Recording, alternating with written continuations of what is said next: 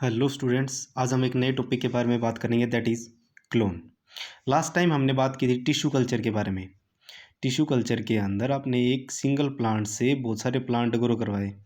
इसके अंदर अब हम क्लोन की बात करते हैं। जब भी कोई एक सेल डिवाइडेड होती है, उस डिवाइडेड होने से पहले उस सेल के अंदर जो हमारा डीएनए होता है, वो डीएनए पहले क्या होता है, रेप्लिकेट होता है, रेप्लिकेशन होता है। रेप्लिकेशन वर्ड का मतलब होता है उसका डुप्लीकेट बनना। उस डीएनए की एक डुप्लीकेट कॉपी बनती है, उस डीएनए का अमाउंट उसमें क्या हो जाता है, डबल हो जाता है। और उसके बाद वो सेल्स क्या होती है, दो सेल्स में डिवाइडेड होती है। इसके बाद सेम हाफ डीएनए इसके अंदर और हाफ डीएनए इसके अंदर आ जाता है उसके अंदर।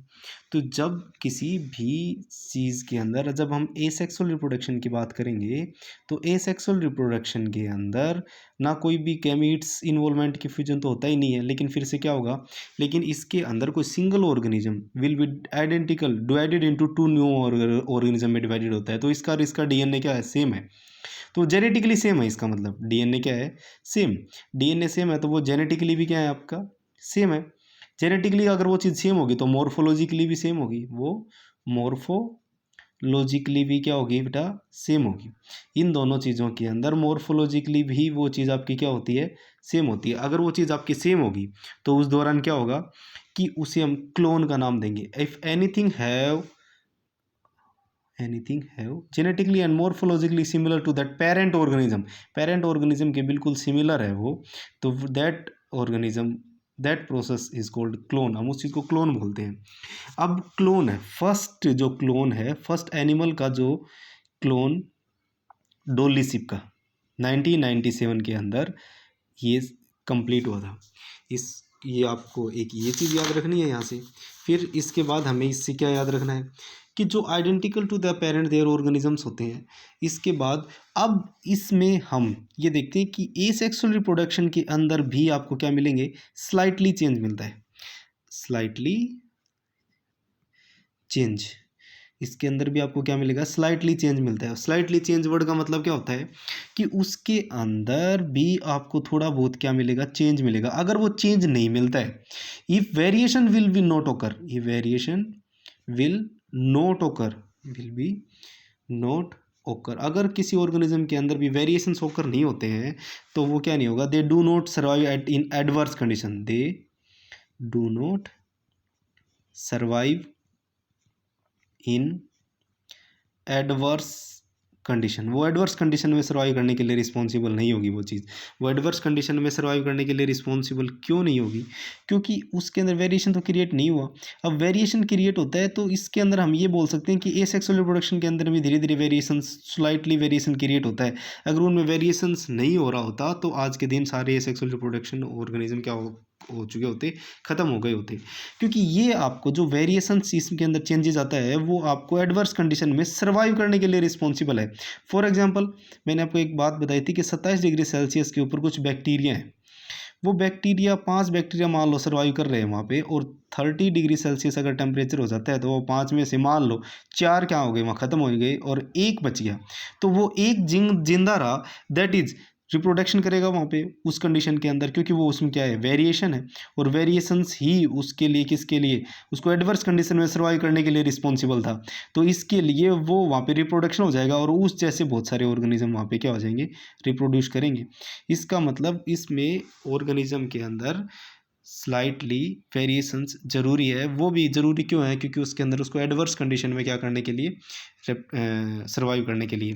अब इसके बाद इसमें अगर आपका रेप्लिकेशन की इंपॉर्टेंस की बात करें, अभी भी हमने पढ़ा है कि रेप्लिकेशन क्यों ज़रूरी है। अगर किसी भी सेल के अंदर आपका रेप्लिकेशन नहीं होगा, अगर उसके अंदर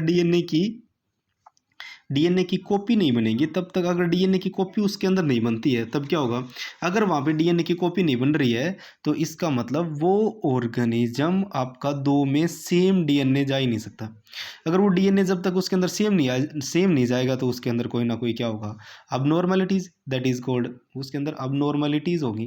कंप्लीटली वो सेल्स आपकी डिवाइडेड नहीं हो सकती। अब नॉर्मलिटी के बाद उसके अंदर कोई ना कोई, जिसे आप कॉन्गिशनल डिजीज़ के नाम से जानते हो, कॉन्गिशनल डिजीज़ के नाम से, that disease is which is called जन्म, मतलब आप इसको क्या बोल सकते हो, at the time of the birth disease create होगा उस सेल।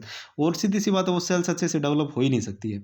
अगर हम इसके अंदर इस एसेक्सुअल रिप्रोडक्शन की बात करें, और सेक्सुअल रिप्रोडक्शन के अंदर क्लोन क्यों नहीं बनता है, अब यहाँ पे बात करें कि सेक्सुअल रिप्रोडक्शन के अंदर क्या नहीं होता, क्योंकि सेक्सुअल रिप्रोडक्शन के अंदर आपको दो गैमीट्स की जरूरत होती है, दो गैमीट्स की जरूरत होती है, एक तो मेल गैमीट, एक होता है उसके अंदर फीमेल गैमीट। तो इसके अंदर उसका जेनेटिक मटेरियल्स होगा सेक्सुअल रिप्रोडक्शन के बाद, जो ऑफस्प्रिंग आपका बनता है, उस ऑफस्प्रिंग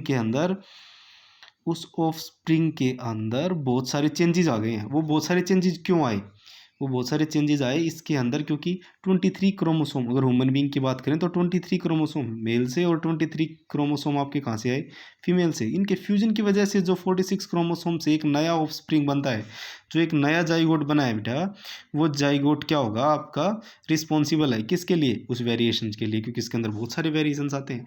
लेकिन एसेक्सुअल रिप्रोडक्शन में ऐसा नहीं होता है। एसेक्सुअल रिप्रोडक्शन के अंदर तो सिंगल ऑर्गेनिज्म डिवाइडेड होता है, लेकिन उसमें भी चेंजेस इन्वायरमेंट के साथ साथ उसके अंदर भी थोड़े थोड़े क्या होते रहते हैं, चेंजेस होते रहते हैं।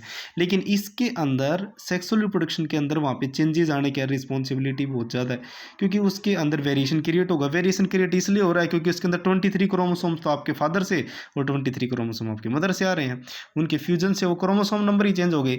जब किसी भी बॉडी के अंदर जेनेटिकली वो चीज़ आपकी चेंजेस हो रही है, इतनी चेंज हो रही है, तो मॉर्फोलॉजिकली बहुत ज़्यादा चेंज हो जाएगी वो चीज़। और सिंपल सी बात, एक नोटेड बात ये भी है, अगर किसी बॉडी के अंदर जीन्स के अंदर जब तक चेंज नहीं आएगा, उसके आप क्या चेंज नहीं कर सकते हो, उसका मॉर्फोलॉजिकल, उसका फिनोटाइप आप चेंज नहीं कर सकते हो। ये आप 4th चैप्टर में पढ़ चुके हो कि फिनोटाइप और जीनोटाइप के बारे में क्या होता है, कि अगर आप किसी बॉडी के अंदर जीन में जब तक चेंज नहीं आता है तो उसका क्या चेंज नहीं कर सकते हो आप, फिनोटाइप आप चेंज नहीं कर सकते। ठीक है, ये तो बात थी सारी एसेक्सुअल रिप्रोडक्शन की। एसेक्सुअल रिप्रोडक्शन टॉपिक यहाँ पे कंप्लीट होता है। इसके आगे आपकी एनसीईआरटी की बुक के जो जितने भी क्वेश्चन है वहाँ पर आपको सोल्व करने हैं। फर्स्ट पार्ट कंप्लीट होता है। सेकंड पार्ट हम नेक्स्ट लेक्चर से second part sexual reproduction start करेंगे इसके अंदर ऑन फ्लोरिंग प्लांट में। तो इससे पहले इसके पीछे जितने भी क्वेश्चन रखे हैं वो अपनी अपनी फेयर नोटबुक में सोल्व करना। ठीक है, ठीक है बेटा।